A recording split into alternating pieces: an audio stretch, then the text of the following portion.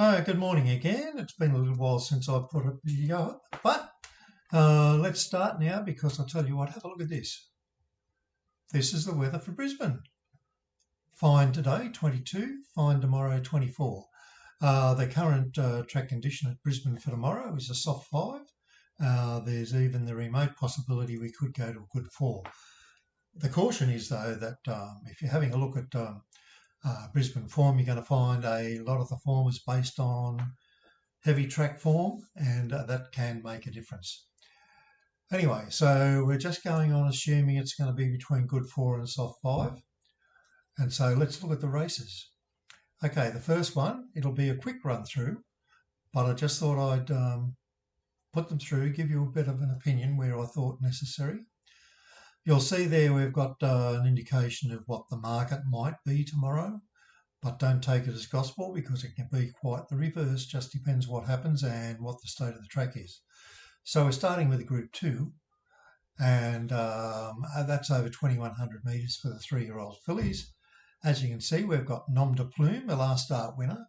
We've got that rated at 2 to 1, so anywhere over $3 is pretty good.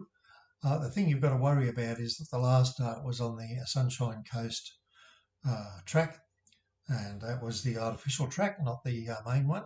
So therefore, it could be that just really likes that sort of track condition. However, it has come over from New Zealand. You notice there on the heavy 9 track, it was pretty hopeless. So even though it did strike a bit of interference. Nevertheless, it could be a reasonable bet compared to everything else in the market. But as I said, that's based on a run on the synthetic track. So in race 2, we've got a Group 3. That's the Premier's Cup over 2,400 metres.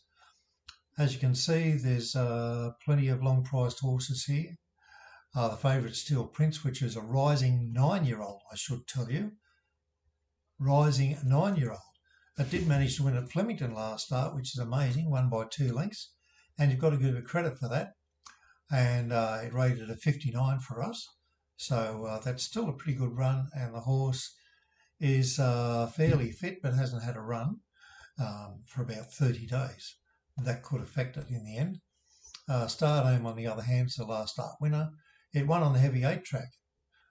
Did very well at Toowoomba back on the 5th of March, but that can be a little bit of a dodgy figure. So, a bit iffy, and that's the problem. Certainly trained by Chris Waller. So it's got to be a chance, and the market suggested somewhere around $8, possibly less. So they're possibly the 2 main chances, and Seat of Power also came out of a Toowoomba meeting, but when you look at the form otherwise, the ratings are quite low. Okay, there was a 65 at Doomben, and that was April last year though. Okay, so not necessarily the best betting race in race 3. It's a Group 3, it's the Lord Mayor's Cup. The market is got it in the top 3. We've got it in the top 3. Big Boy Roy here, last start was in a listed race, finished 3rd, only beaten a length. That was a good run. The Gold Coast ran 67.2 on a good track. So I would suggest that this could be a good selection if the track firms remarkably well. And once again, it's Chris Waller. Where else has that man got selections? They're all over the place. Okay. In race 4, it's a Group 2. It's the Zayas Produce. These are a bit easier to take. Now, Mashani Warfare, 100 to 1 it suggests. I don't necessarily think you would get anywhere near that. But it ran a 52.8 on the Gold Coast. That was in the 15th of January. That was over 1,200. It's over 1,400, but quite a few of these horses haven't raced over the distance yet either. So it depends what the price is, whether it's worth a bet or not. Clearly you can see it does not like a wet track. Could only finish 6th in that open race, and its last race at Eagle Farm, it could only finish 8th, beaten 7 lengths. So I'd suggest that Mashani Warfare is probably going to be better suited if the track is firmer. And its form says that. 6 starts on the good for 2 wins, 2 placings. So there's a chance there, particularly if it turns out to be a longer price. So obviously there's that one. There's Liberty Steps, finished 2nd at Caulfield last start. It's a Hayes runner. ran 53.5 at Caulfield over the 1200. I don't think Hayes would be bringing it up here if there wasn't a thought that it could do something. So there you go. There you've got a couple of good chances, and of course Resonator, which won its last two, but they were on heavy tracks. On the good track here, you noticed it didn't do any good at its first start. Okay, so you won't know about that until you see it in action tomorrow. In race 5, this is the Doomben Cup. Great House is a long priced. Zaki, of course, is probably going to be odds on. It's been doing everything right. No reason why it wouldn't be a chance. Yonkers is a last start winner at Eagle Farm on the slow track, but at Flemington, it's a run of 63.8. So that's a pretty good run. And of course, if we also go back to Great House, it would actually be much better off over a longer distance. So you can see here, it put in a 71.6 at Flemington on October last year. Hasn't got back to that, but I'm not sure that the heavy tracks have been really appreciated by it either. So Pikey's on board, and there's always a chance you can do something. Once again, it's a Waller horse. Bingo, that's the representative, but also has Yonkers, as you know. So be a very interesting race. I'll leave it at that. There's certainly not going to be much value with Zaki in the field. Okay, in Eagle Farm race 6, this is a Group 3. The market says one of the top 2 should win it. Prince of Boom is likely to be one of the Seaplan horses in this race. So I'd suggest Dutch betting those top 2, and you might come away a winner.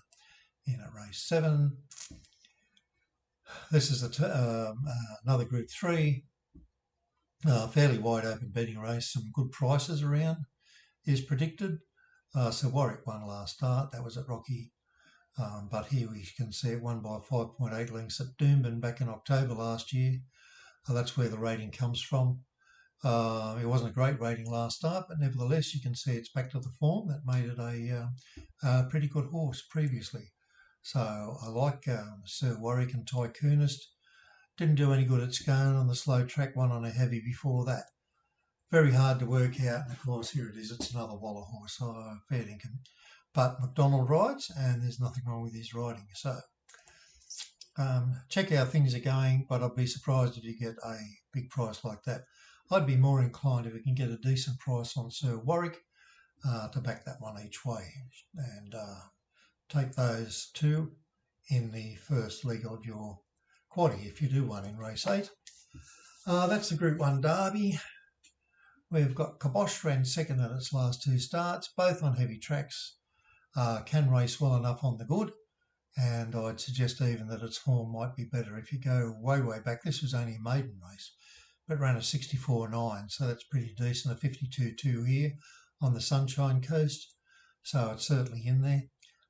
Anything goes. There's going to be a big price. Been running on heavy tracks. We've got no idea how it might run on a good track. And this one, Southern Stock, also it's been running on heavy tracks. So I'd suggest that that is probably not the best horse you're going to be on a improving track, but we'll see how we are. In race 9, okay, Kingford Smith Cup.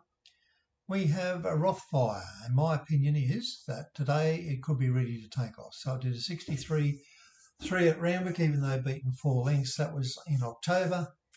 It was only second up after a very long spell. It's had 2 runs back this time. It led, got tired at the end, beaten by 2.5 lengths. I think I was on it that day. It was a little bit disappointing on the heavy track. There are excuses for that. So that was also second up after that long spell.